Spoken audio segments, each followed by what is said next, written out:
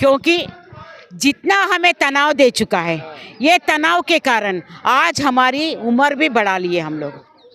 मैं तो भगवान को देखी नहीं, भगवान को देखी मैं नहीं देखी, मेरा पिता भी नहीं देखे, मेरे दादा भी नहीं देखे, मेरे परदादा भी नहीं देखे, कोई भी नहीं देखे, लेकिन मैं भगवान आप लोगों के बीच में देख रही। तो बोले ना, हम तो दब गए, हम तो तनाव में हैं। ये तनाव में हमारा आर्थिक स्थिति भी बहुत गंभीर है।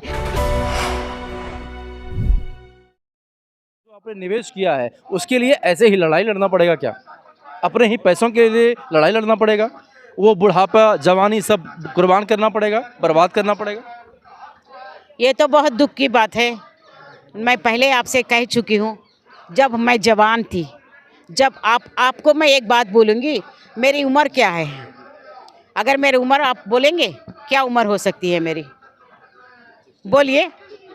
हाँ, बहुत बेशर्म की बात है ये मेरे लिए, क्योंकि 50 साल के भीतर भी हम लोग हमारा उम्र को भी बढ़ा लेंगे, क्योंकि जितना हमें तनाव दे चुका है, ये तनाव के कारण आज हमारी उम्र भी बढ़ा ली है हम लोग।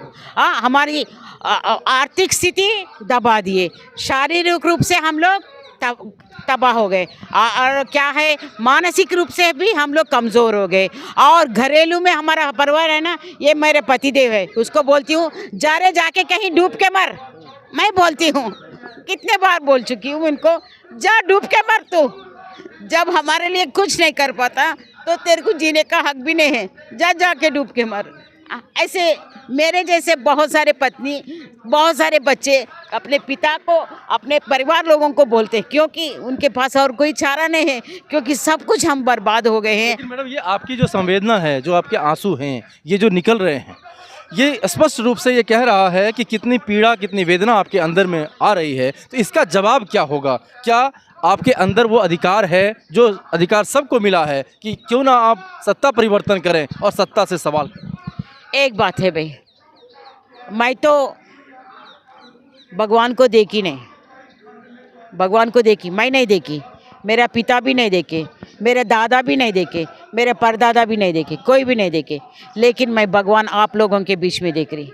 आप जैसे छोटे छोटे मीडिया जो भी है, यूट्यूबर हो, कोई भी हो, अगर आप हमारी जो सच्चाई है, हमारी जो पीड़ा है, उसको उजागर करेंगे, उसको लोगों तक पहुंचेंगे, तो कैसा कोई भी होगा। यदा यदा धर्मस्य संभवामि युगे युगे, माने जहाँ पर अधर्म सो जाती है, जहाँ धर्म को दफनाया दिया जाता है, वहाँ पर एक भगवान आएगा। तो उस पर हमें विश्वास है।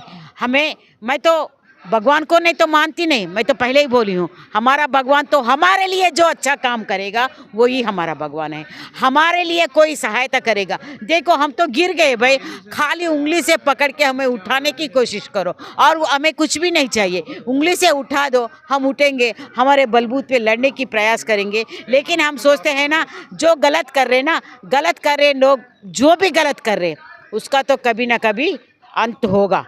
जब शुरुआत होगा तो शुरुआत का तो अंत होनी चाहिए। जो गलत कर रहा, आज नहीं तो कल, लेकिन अब रुकने वाले नहीं। अब इसका अंत, जब तक यहाँ पर जो अनशन बनने जा रहा, तो आप लोग सोच रहे होंगे आज अनशन करेंगे, ये लोग चले जाएंगे, लेकिन अभी जो भाई साहब कोई झारखंड से आ चुके हैं, वो बोले ये बहुत बड़ा नेता है, ये आपका बीड़ा उठा लेंगे, ये आपके लिए बहुत सारा करेंगे। हमने बोला आप बीड़ा उठाएंगे तो बोले 1 लाख लोग या 13 कार्य निवेशक यहाँ पर आ जाओ तो आपका कल पैसा मिल जाएगा। मैं बोली ये तो असंभव है, ये तो असंभव है, ये तो नामुमकिन है। नामुमकिन को मुमकिन कैसा बनाएंगे आप लोग? 13 करोड़ तो नहीं आएंगे, 13 करोड़ नहीं, 3 लाख लोग भी नहीं पहुंचेंगे भाई, क्योंकि लोगों को ये लगता है अरे ये चले जाएगा, वो आंदोलन करेगा, मेरे घर में पैसे है। अरे तो वो तो आंदोलन कर रहा ही है ना, तो उसका पैसा आएगा, मेरा पैसा आएगा, ये सोच रहे लोगों का विचार ऐसा है। और दूसरी बात क्या है, हम जो बोले ना, हम तो दब गए, हम तो तनाव में हैं। ये तनाव में हमारा आर्थिक स्थिति भी बहुत गंभीर है। तो कुछ लोग इतना पैसा खर्च करके अपने अपने जगह से दिल्ली जैसे महानगर को आने के लिए, उनका तो आर्थिक क्षमता उतना नहीं है, इसी कारण भी हो सकता है वो लोग नहीं आए। अब यहाँ पर कुछ कारण है, एक तो आर्थिक क्षमता नहीं है, दूसरा बात क्या है, एक तो दिल्ली का जो मौसम है वो ठंड है, और तीसरा सबसे बहुत गंभीर मुद्दा है कि कोरोना कोरोना का भी बहुत हलचल, आपका मीडिया लोग ही बहुत बोल रहे कोरोना वहाँ आ गया है, इतने लोग मर गए, उतने लोग मर गए। शायद कोरोना आया नहीं आया, लेकिन मीडिया को तो कोरोना आ गया। नहीं, कोरोना देश में फैला या नहीं, विश्व में फैला नहीं, मीडिया को तो सबसे पहले मीडिया वालों को कोरोना आ जाती है, क्योंकि वो तो इतना दिखा देते हैं। वाकई में वो सच है या नहीं हमें तो जानकारी नहीं है, लेकिन ये कोरोना, ये पीड़ा, ये कोरोना से ज़्यादा पीड़ा है हमारा, कोरोना से ज़्यादा पीड़ा है। इसको कौन सुनेगा, हमको कौन इंसाफ सुनाएगा? इसीलिए मैं बोल रही ना, अभी जो लोग नहीं आए हैं तो वो भाई से हम बोली, अगर आप कुछ करना है तो करो, नहीं तो हट जाओ, हम कर लेंगे। हट जाओ, जब तक पैसा नहीं देगा तब तक हम यहीं बैठेंगे, जहाँ से हलेंगे नहीं।